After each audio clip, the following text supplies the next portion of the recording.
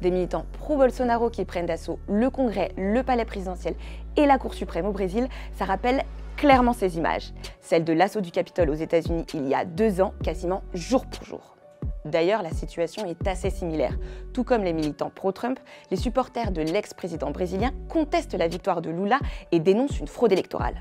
Ce sont des gens donc vraiment persuadés d'être dans leur bon droit, persuadés que le nouveau gouvernement, c'est l'apocalypse. Donc on a vraiment des rhétoriques similaires à celles que l'on a pu observer lors de l'attaque du Capitole.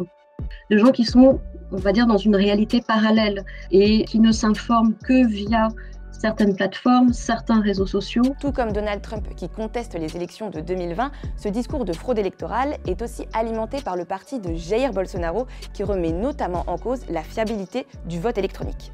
D'ailleurs, Jair Bolsonaro soutenait Donald Trump e seus partisans au lendemain de l'assaut du Capitole. O que aconteceu nas eleições americanas agora? Falta de confiança no voto. Então lá, o pessoal votou e potencializaram o voto pelos Correios por causa da tal da pandemia, e houve gente lá que votou 3, 4 vezes, mortos votaram, foi uma festa lá. Ninguém pode negar isso daí. Et tout comme l'ancien président américain avec Joe Biden, l'ancien président brésilien n'a jamais reconnu la victoire de Lula. Jair Bolsonaro s'est d'ailleurs envolé pour la Floride 2 jours avant l'investiture de son successeur, refusant de lui remettre l'écharpe présidentielle.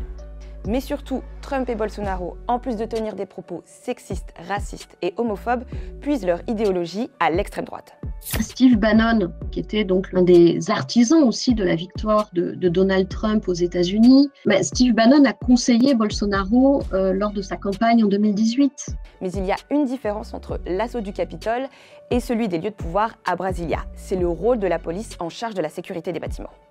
Dans cette vidéo d'une journaliste brésilienne, on les voit filmer la scène et discuter tranquillement avec des manifestants. Plusieurs élus brésiliens accusent la police fédérale de complicité, le gouvernement de l'État de Brasilia est mis en cause pour son inaction et son gouverneur a été démis de ses fonctions pour 90 jours. C'était d'ailleurs un allié de Jair Bolsonaro.